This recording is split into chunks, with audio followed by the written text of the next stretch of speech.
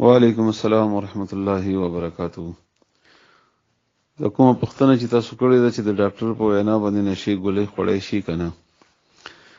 ډاکټر ته چې کله بندزي د مریض شي د بیمار په بنیاد باندې زی او د بیماری بیا قسمونه دي.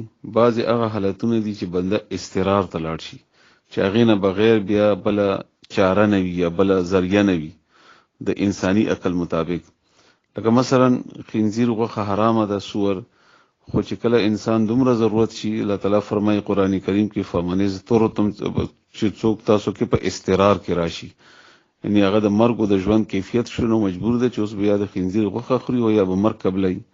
همدا غرنګ نور حرام دي یا د الله تعالی نه علاوه د بل چا आवाज په اوچت شوی نو په هغه حالت کې هغه بقدر ضرورت به حلال شي، بقدر ضرورت.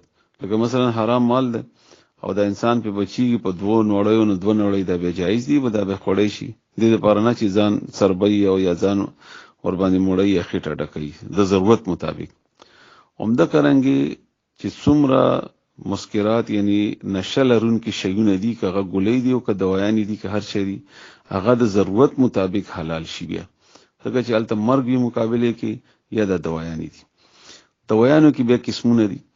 بعضی دوايانې هغه دي چې هغه صرف د ضرورت په بنیاد باندې ډاکټر استعمالوي. مریض مثلا هغه دماغي مریض ته هغه ته چې آرام ونه رسیږي هغه یعنی هغه ډاکټر بیا په دې پیږي چې دا بیا لیونتوب خطر ده یا د دماغ خرابېدو خطر ده. نو په هغه وخت کې هغه مقدار چې دا مریض په بچ کیږي هغه بیا جایز شي. دا خو یو مسله ده. بل طرف رسول الله صلی الله علیه و وسلم فرمایي چې په شرابو کې شفا نشته بلکې شرابو کې د بیماری زیاتواله ده. نو اوس د تحقیقاتو دا ضرورت وی چې دا کم شی استعمالیږي آیا دا باقاعده نشه پیدا کوي، یو نشه د پاره استعمالیږي، دوا دا کم سړی چې خوري دا د پاره استعمالیږي چې نشه شم، دا ډاکټر دې د پاره استعمالي چې نشه شم. دا د دې هرې دوی بیا تحقیق هم او د هرې دوی باندې ځان په یول هم بیا پکاري. زه تاسو لږ مزید مثالونه درکم به تاسو ان شاء الله پوهیږئ په دې سوال باندې او په دې کیفیت باندې. زمونږ چې څومره انګریزي دوايانې جوړیږي ایلوپیتھک دوايانې، په دې کې چې کم د دردونو دوايانې دي یا د ټینشن او د ډیپریشن دوايانې دي یا د ټوخي دوايانې دي، دا اکثر په دې کې نشه شاملوي. اوپیم افیون په دې کې من شامل دي، ته په انګریزي کې ټرنکولایزر وایي، دې کې تقریبا نشه شاملوي. اوس چې هغه نشه نه شاملوله دا خو ډیره زیاته خبره وه، یا دا شی نه استعمالوله چې ډیره زیاته خبره وه چې به پیچوړېدلې. همدا وجه ده چې رسول الله صلی الله علیه وسلم فرمایي چې د دې امت نه او یا زره کسان بغیر د پښتنې نه جنت ته ځي، سوال او جواب نه بغیر.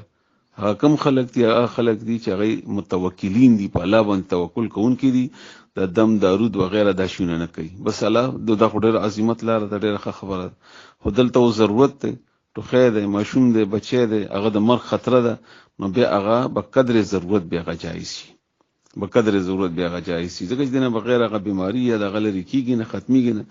هغه نه علاوه دا اختیار به صرف د یو عالم ته یا یو مریض ته نه ده حاصل، دا اختیار په دې کار کې دا ډاکټر هم شریک دی چې هغه د دوايي لیکي نو د دې لیکلو څومره ضرورت ده د مریض لپاره او څومره مقدار ضرورت ده د مریض لپاره، نو دا هم بیا پکې شامل ده.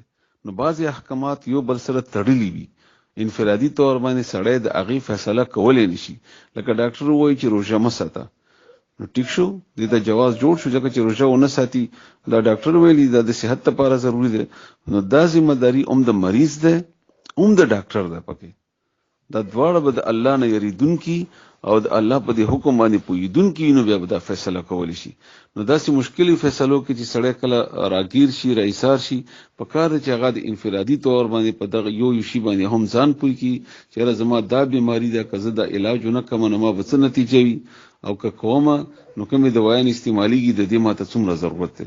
که دومره زیات احساس یو مسلمان سره پیدا شي او هغه دومره زیات احتیاط د حلال او د حرام کوي، نو دا خدای الله تعالی ډیره لوی خوش قسمتي ده د سړي د الله طرف نه او د الله ډیر لوی فضل او کرم ده په دې سړي باندې.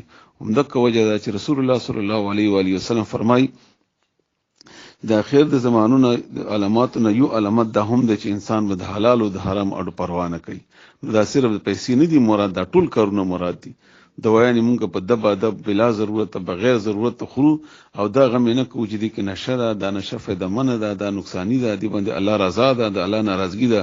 نه ډاکټر دا غم کوي، نه کپنۍ دا غم کوي، نه جوړون کې دا غم کوي، نه خرڅون کې دا غم کوي، نه اغستون کې دا غم کوي. بس یو تور تیار ده روانه ده. الله دې سوال کوونکی او الله تعالی دې حالات باندې موږ ټول پوي کی، او الله تعالی دې موږ تاسو د حرامونو بچي. آمين.